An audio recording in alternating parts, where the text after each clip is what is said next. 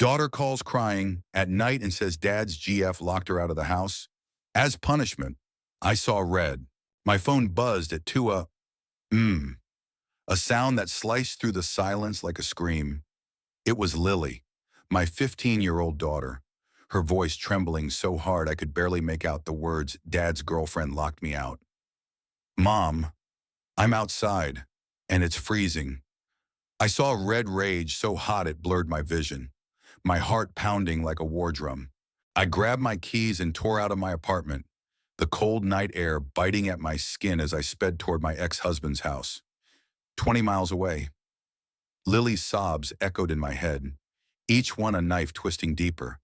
She was my world, my sensitive, book-loving girl who'd been caught in the crossfire of her father's messy new life. How could anyone, let alone Tara, his girlfriend of barely 6 months, think locking a child out in the dead of night was okay? When I pulled up, Lily was huddled on the porch, her thin pajamas soaked from the drizzle, her face pale under the flickering streetlight. I ran to her, wrapping her in my coat, feeling her shake against me. "I'm here, baby," I whispered, but my eyes were locked on the house. The lights were on, and I could see Tara's silhouette moving inside, casual, like she hadn't just shattered my daughter's sense of safety. I banged on the door, my knuckles stinging. Tara opened it, her face a mask of fake surprise. "Oh, Sarah, it's late," she said, her voice syrupy, as if I'd shown up for tea. Lily was being difficult, so I taught her a lesson my daughter, crying and freezing, was a lesson I wanted to scream, to tear the door off its hinges. But Lily's hand squeezed mine, grounding me. "Get my daughter's things," I said, my voice low. "Dangerous." Tara rolled her eyes but stepped aside, letting me in. The house smelled of lavender candles and betrayal. My ex, Mark, was nowhere in sight, probably asleep, oblivious, as usual. I grabbed Lily's backpack and her favorite sweater, my hands shaking with the effort to stay calm. As we drove home, Lily told me everything. Tara had been picking fights for weeks, ever since she moved in with Mark. Tonight, Lily had talked back something about Tara throwing out her old sketchbooks, and Tara's response was to lock her out, saying, "Maybe the cold will teach you respect." Respect, the word burned in my throat. Tara didn't know the first thing about it. At home, I tucked Lily into bed with extra blankets, her tear-streaked face finally softening as she drifted off. But I couldn't sleep.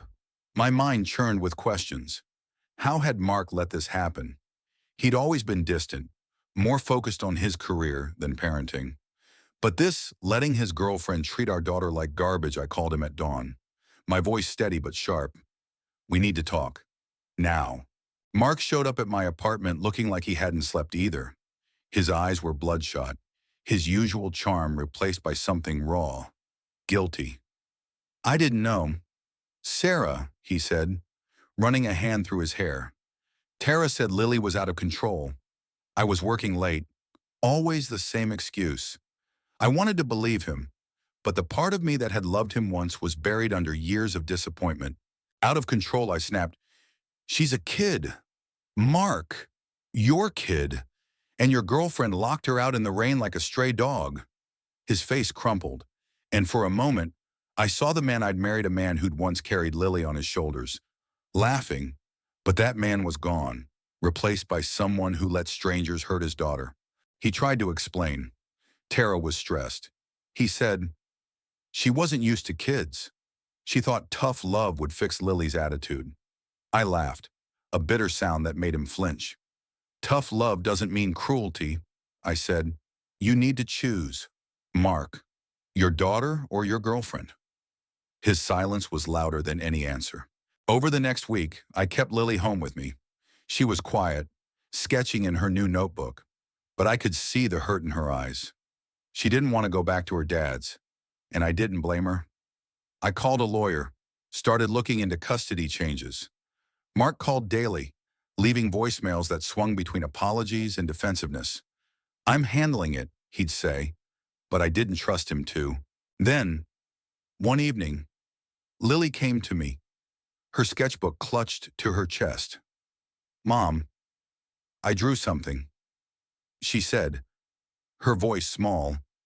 She showed me a drawing of a girl standing in the rain, but the girl wasn't crying, she was holding an umbrella, her chin high, a faint smile on her lips. "It's me," Lily said. "I'm okay now. Because of you."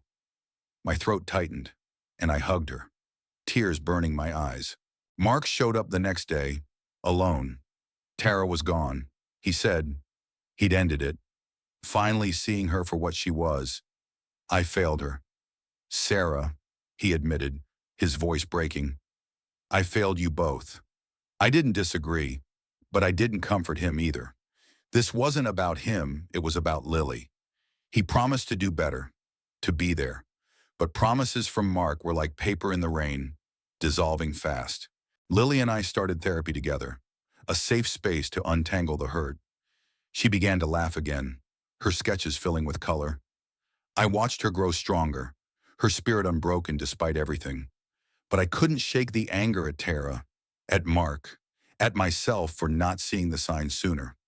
I'd always thought co-parenting meant trusting the other parent, but now I knew better. Trust had to be earned, and Mark had a long way to go. One night, as Lily slept, I sat by her bed, watching her breathe.